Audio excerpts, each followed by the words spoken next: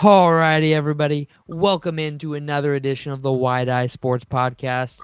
I have Riley and I have Dalton here with me today. We're going to get into a bunch of, really hard-hitting NFL subjects today. We're going to talk Harrison Butker and his speech. We're going to talk about everything you need to know about what subscriptions and how much it will cost you to watch the 2024 NFL season. And we're even going to touch on should the NFL move to a 19-week two-bye schedule coming up on the Wide Eye Sports Podcast.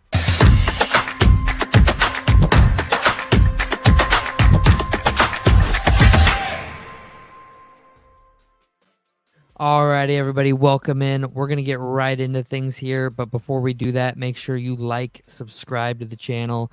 Everything you guys do only helps us, only lets us make more content, so we really, really appreciate it. So just go ahead, take a second, click. That's all it takes, and we really appreciate you. All right, first up on the docket, we have kind of the nonchalant thing of the day. Should the NFL move to a 19-week two-bye regular season schedule? We're talking about eliminating preseason games. So in this scenario, I'll lay the whole thing out for you guys before we start. The NFL wipes away the preseason, no preseason games. You have the joint practices as your quote-unquote preseason. You get 3 sets of joint practices with different teams, and then a week before and a week after those joint practices to do your team training camp. So you have a week of install, you have 3 weeks of joint practices, and then you have a week of, adjustment, a dead week, NFL season off and running. What do you guys think about doing that? You have a, one bye week between weeks 5 and 9, and then another bye week between weeks 14 and 17. I don't hate it, especially with, the cap going up. All these players are getting paid a lot more, so it's cool to throw in an extra couple of games, couple episodes of football a season, and yeah, I totally agree with it. You'll never hear me say less football. So tell me this before we get Riley's opinion on it. Actually, I'll let you go. Go. So I'm really not a fan of that. I think you need the preseason, if nothing else, to give those fringe roster cuts a chance to get film out. Yeah.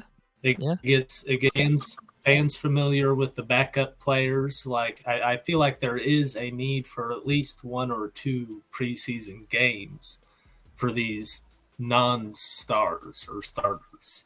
Okay, so you're saying keep 1 or 2 preseason games, or no Yes. preseason, or you're saying there has to be 3? What if it was joint practices? What if hear me out? What if we replace one of the weeks of joint practice with a preseason game as a dress rehearsal? Everything, get some guys tape out on film. Yep. You know what I mean? Would that suffice? Yeah, maybe not even play the starters. Yeah, no, I meant dress rehearsal is let everybody dresses, get the guys to go through their warm-ups, show what an NFL game day is going to be like for the rookies, have the vets dress still so they can get a feel for, okay, get back into the feel of things, maybe give them 1 series, let them get hit again, kind of show you what it's like to get hit before the regular season starts. But you play a quarter, and then all the backups go in. But I do think the NFL is going in the right direction, having moved it from 4 to 3. I think 3 may be too many. I think 2 is probably the perfect number.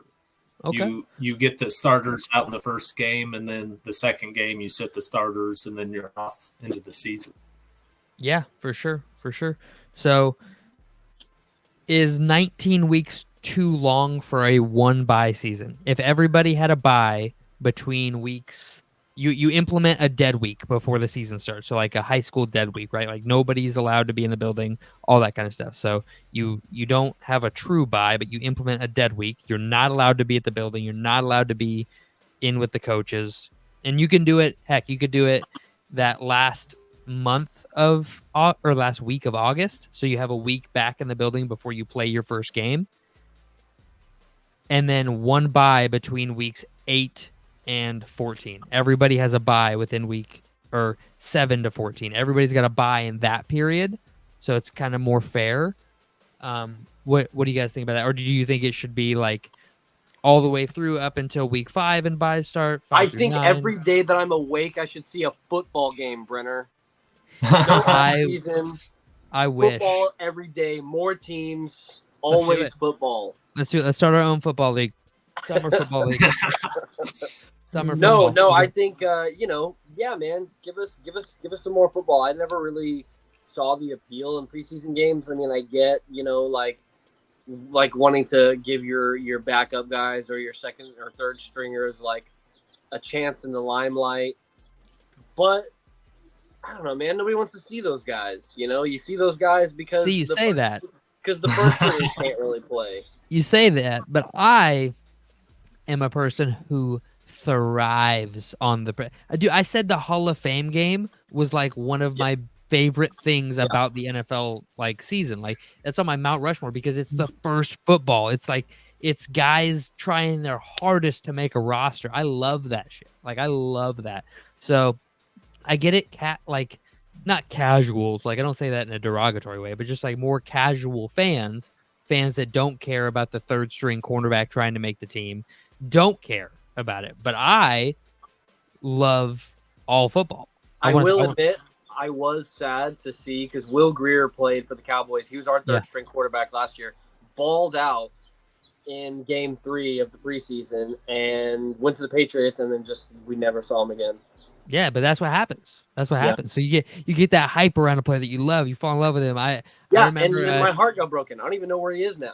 Taylor Heineke. I remember when he was on the Vikings. Taylor Heineke had a preseason game against the 49ers, and like 2-minute drill style. Like we were down like 5 points against the 49ers in the fourth quarter. Taylor Heineke leads the team down the field and has like a diving outstretched pylon dive as time expires for the win. And I've never seen the whole team so hyped. Like they were so hyped for this third. And I mean, he's in what? Like he's not even like he's played for Washington a little bit, been on it, but I mean, just like that kind of stuff is the kind of stuff that I'm like, I still remember that to this day. And it's just like, it doesn't even matter. Like nothing about that matters. Taylor Heineke is going to be a forgotten name in 10 years. Who cares? But it's fun to watch. And so I would really like to see at least a couple preseason games stick around just to watch those guys. But I would be okay with like 1 to maybe 2 and then move to a longer schedule with more buys. So I'm in favor of adding a game. How about you? So next up on the docket, we have some player comparisons. I'll go first. Actually, Dalton, you can go first. We have 2. Dalton, okay. You can go first. Could you actually? Yeah, I'll read off the stat. Because if I go, it'll turn my camera off. Yeah. Dalton's on his phone camera, so it turns it off if he switches apps. So Dalton told us that player A had they're both playoff careers. Or Dalton, explain the. Oh, that's just what I was gonna say. It's just their playoff career. The 2 quarterbacks. And I just want to see if you guys can get either of them. Yeah, absolutely. So passing touchdowns, player A has 14, player B has 6. Interceptions, player A has 7, player B has 6. Passing yards, player A has 1,962, player B has 1,324. Rushing touchdowns in the playoffs, player A has 4, player B has 3. And then record, player A is 2-5 and player B is 2-4. So, I mean, jumping off the page at me, player A has more touchdowns, more passing yards, more rushing touchdowns with only 1 more interception, more than double the passing touchdowns, 600 more passing yards. But they both won the same amount of games. So I do want to lend an ear and ask. I gotta ask. Is A Dak Prescott? A is Dak Prescott.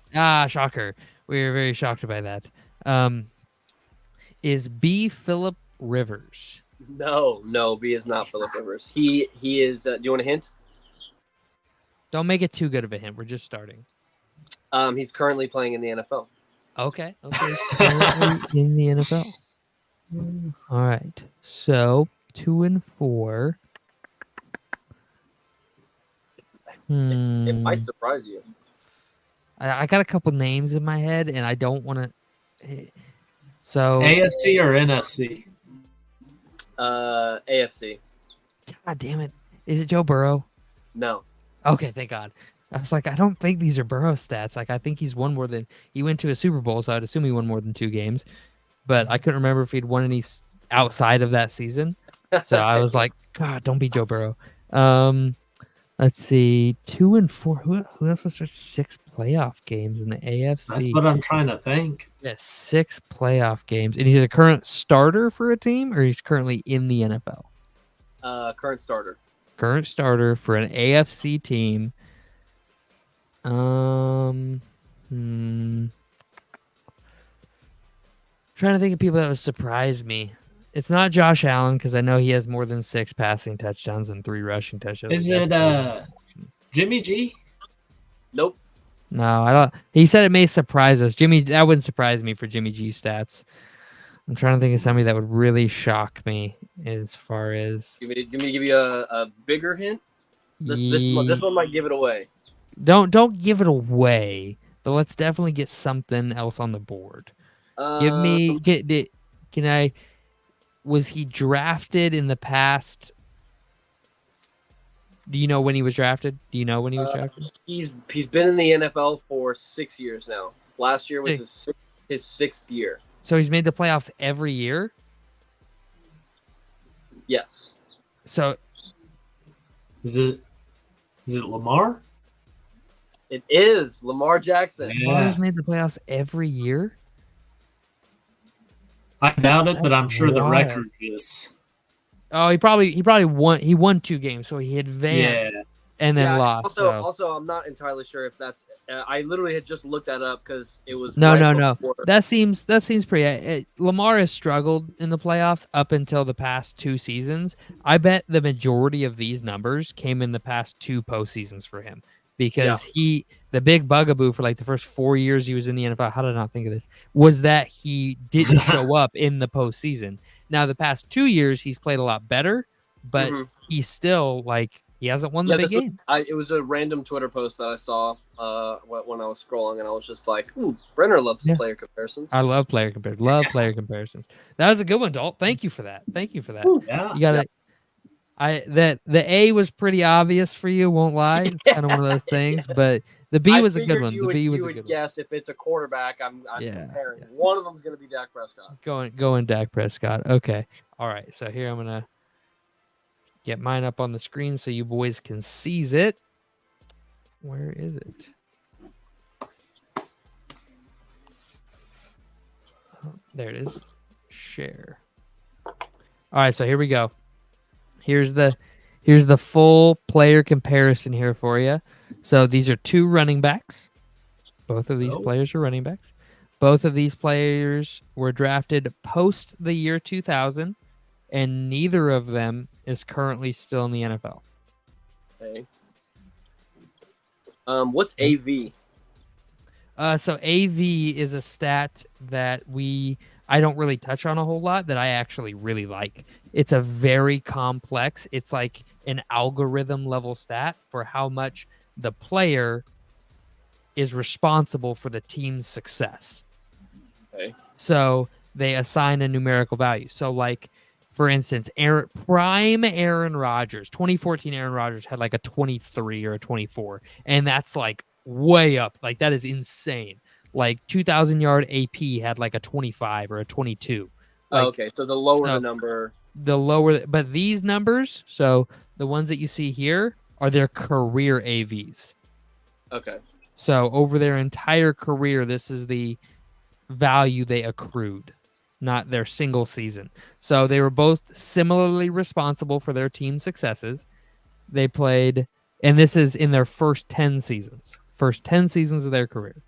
Do you want to read the stats for people who are just listening? Yeah, absolutely. So in the regular season, head to head, they're 2-2 against each other. Total games played, player A has 147, player B has 148. Like I said, not going to do AV because it's super complex, and I don't even really know how to explain it that well. You can go to Pro Football Reference. You can go to their website, and they give you a detailed break. It's like a 2-page document on the detailed breakdown on the formula they use, and it confuses even me, and I love that shit. So it's super complicated. But rushing attempts, player B has about 100 more rushing. Actually, has 96 more rushing attempts in the first 10 seasons. He has, 400 more yards. What, Dalt? You cut out for a second. Oh, sorry, my mic messed up. Oh, okay. And then rushing yards per attempt, they both have exactly 4.5, dead tie. Player A has 5 more rushing touchdowns, 69 to 64. Player A also has over 130 more receptions through the first 10 years, has 800 more yards, which 750 really. And then player B, though, has more yards per reception, 8.4 compared to 7.6. Player A has 15 receiving touchdowns. Player B has 11. And then fantasy points down here at the bottom don't really matter. 1,900 for player A, 1,800 for player B, if you care. And then neither won a championship in their first 10 years. Player A made 6 Pro Bowls to player B's 5. And player A had 2 All-Pros to player B's 1. So that's the full breakdown of everything. Okay. So and they're both, you said. Both running backs, both in the bell cow category through the first 10 years of their career. Okay. Bell cow? What do you mean? Like they are the focal point. They're the best player on the offense at that time. The offense runs through them. Okay. So they both played post the year 2000. So they're in our lifetimes. Riley, I think one of these just was barely in your lifetime. May have just been like when you were a baby, but it played through your entire life pretty much. One of them, Barry Sanders? No. Barry Sanders played in the 90s. Oh, okay. All right. Is the one on the left player A? Danny Tomlinson? No. Very similar type of player though. You're in the right headspace. What, right headspace. Do you want another? Who do you want a hint for? A or B? A. So player A. Let's see. How do I give a hint for player A? That's how many teams was he on? Oh, I don't know for sure. I can find out. Give me 2 seconds. Give me 2 seconds here. I know it was a lot. A lot? Okay. I know. Not a lot, but like more. Are we talking about in his whole career or just the first 10 that are listed here? In his whole career. In his whole career, he played for 4 teams. He played for 4 teams, 2 teams in the first 10 years. Is it LaShawn McCoy? A? Yeah. Yes, A is Shady McCoy. I didn't think he had 2 All-Pros. I really thought the one on the right was LaShawn McCoy. I was just waiting. So the one on the right's a little bit harder.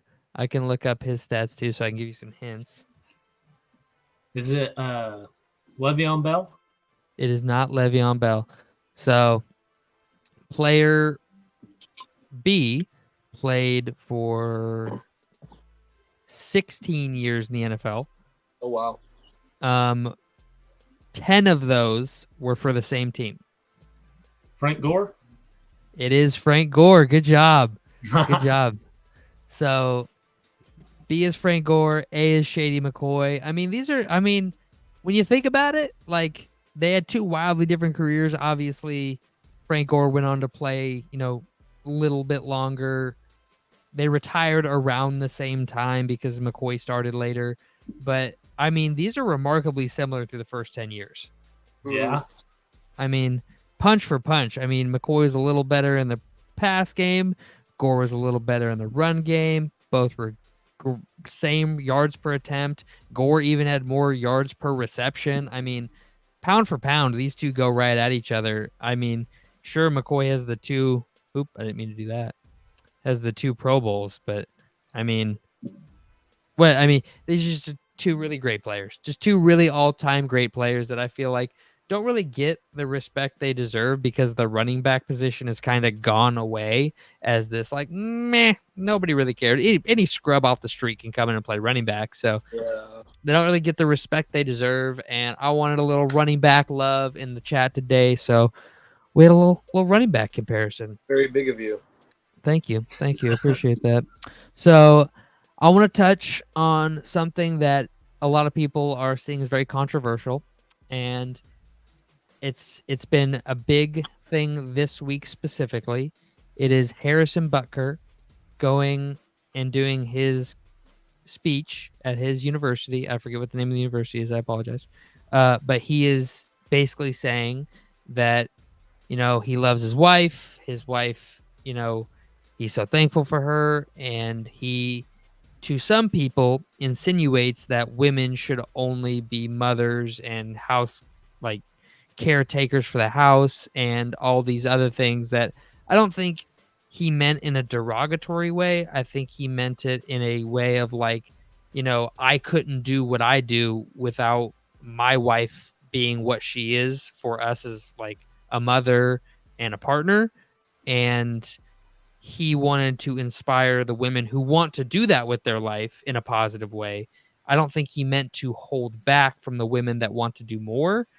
But it was definitely said in a very controversial way and could have been taken a number of ways. And, you know, I'll play a little snippet from the video so everybody can see real quick. I'll go ahead and play that. I've had the most diabolical lies told to you.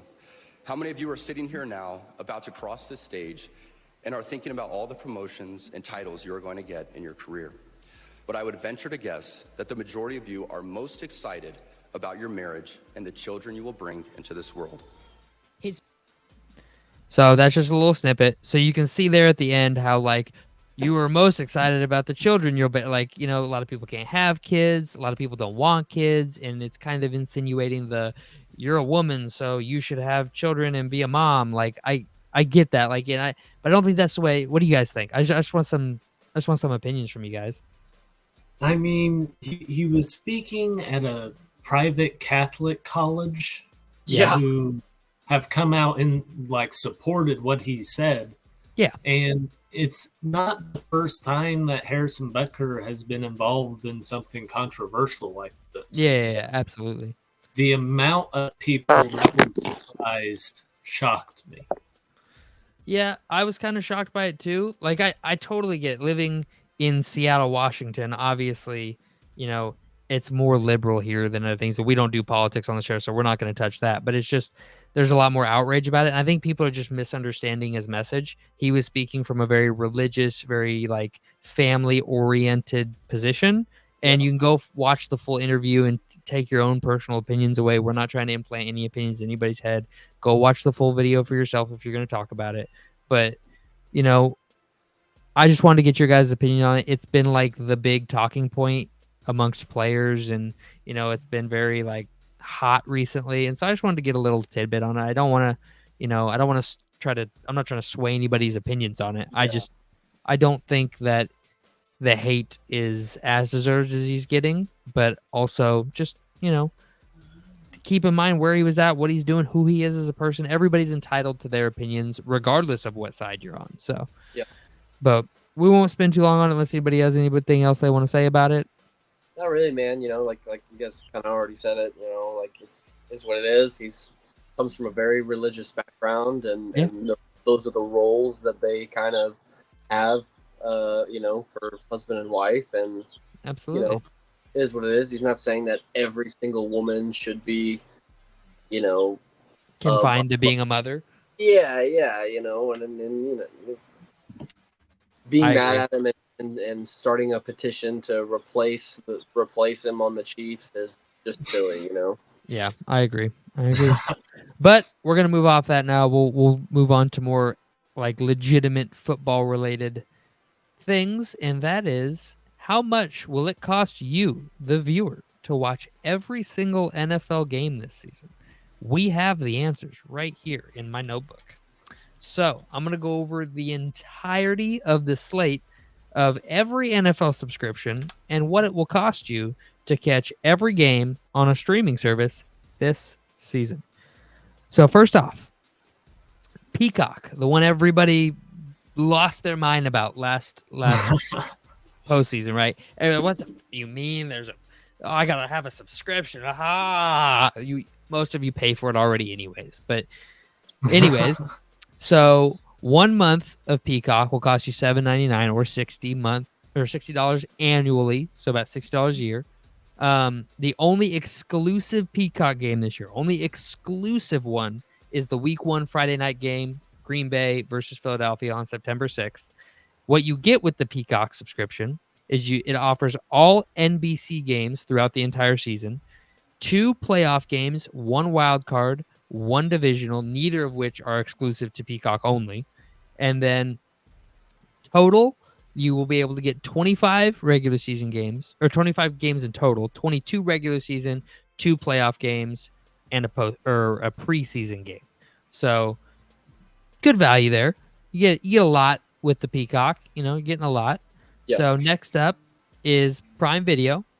Prime Video will cost you, $8.99 a month or $139 annually. $69 if you're a student. If you're a student, it only costs you $69 annually. Nice. It is once again the exclusive home of Thursday Night Football and the Black Friday game. So you have to have it to get those games. It will have 15 Thursday Night Football games, 1 Black Friday game, 1 wild card game on the entirety of the season. Got Prime. What's up? That I've got Prime. Oh yeah, most people have Prime. It's pretty standard that you have Prime if you order through Amazon for anything. I think Riley's probably the only person I would know that wouldn't have Prime, and he probably even has it. Yeah. No, you don't have Prime? Yeah, see, No. he's like, he gets it from our dad. The internet's a bad thing. So, I love our dad. He's a wonderful man. All right, so next up, Netflix. We talked about Netflix earlier this week on another video, but Netflix is $6.99 a month for the base package, so you can get it starting at $6.99 a month. It's just the two Christmas Day games. That's all it's getting. So two Christmas Day games. ESPN Plus is the other big one though. ESPN Plus is $109 annually, $10.99 a month. All ESPN and NBC games are aired on ESPN Plus though. That goes along with all Monday Night Football games, which generally air on ESPN. You get a Week 18 doubleheader. So all the Week 18 games have not been announced yet. Nobody knows what's going on with the Week 18 games yet. So those are all TBD time slates. So you get a Week 18 doubleheader with the ESPN Plus app, 1 wild card and 1 divisional game. The only games that are exclusive is there's a Week 7 Monday Night Football doubleheader, and that's exclusively on ESPN Plus. Everything else is available on local TV or ESPN regularly.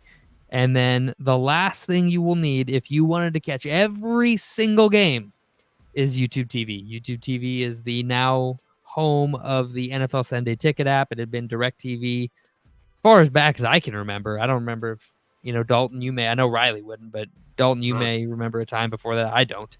Yeah, I don't. So you get every game except for blacked out games, exclusive games, local games, you get all the other games with YouTube TV. So that's everything. That's everything you will need. Everything you need. You'll need Peacock, Prime, Netflix, ESPN Plus, and YouTube TV. Now, if you want to just go for local games, not do like the full package, you could just do ESPN Plus, Netflix, Prime Video, and Peacock. What that will cost you, though, if you bought subscriptions for just the months in which you needed those subscriptions to watch those games, it would cost you a total of $71 for the entire year. So That's terrible. That's not terrible. So it sucks though, because it used to just be free, man. I miss when it was just on TV. But it wasn't free. You still had to pay for a cable subscription. Yeah, you true. were just, and you weren't getting near the content, right? Like you were getting one Sunday night, you were getting a local game in the morning, a Fox or CBS game of the week, one game at night, Monday night, Thursday night. That was it. And before Thursday night, you were just getting Red Zone, amazing, and that's in with the YouTube TV subscription. Red Zone's included in that, but that is $449 for the season. So that bumps it up substantially into the low $520 is what it would be. So you get $420 or $520 for the whole season. But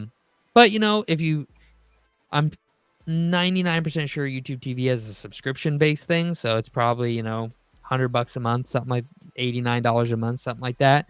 So you can spread it out. There's ways to do it, but that is all the subscriptions and the cost of what you will need to be able to watch the NFL in 2024.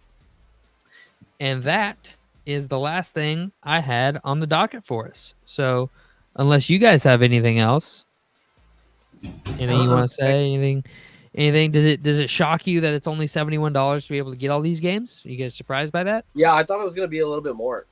Yeah. I mean, granted, if you bought the each subscription for the full season and held on to those subscriptions for multiple months, that would be, substantially more. But like NFL Plus. So. NFL Plus is I think $6.99 a month or $4.99 a month. Yeah. And that gives you all local and primetime games on your phone mobily. But YouTube TV is also available on your phone, so you can watch if you do the YouTube TV subscription. It's just, Netflix subscription you only need in the month of December because there's only 2 games. The ESPN Plus subscription you only need during week 7, so you can do it for that month and that's it. So there's lots of different ways to get around paying hundreds and hundreds of dollars for this game. Stream East. But, not everybody has all the money in the world to spend on these. So, hey, I hope this helps a little bit. I hope it just helps you understand that, it's not as unobtainable as some people paint it to be. It is much more affordable than most people think. So yeah.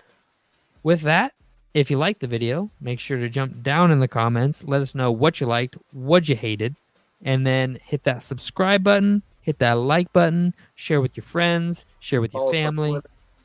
Yeah, follow us on Twitter, follow us on Instagram. It's just at Wide Eye Sports. Look for the gold logo that's up in the corner way over there. It's up in the corner. So just go ahead and look for that logo. We post weekly content. We'd love to see you. Other than that, folks, have a great week.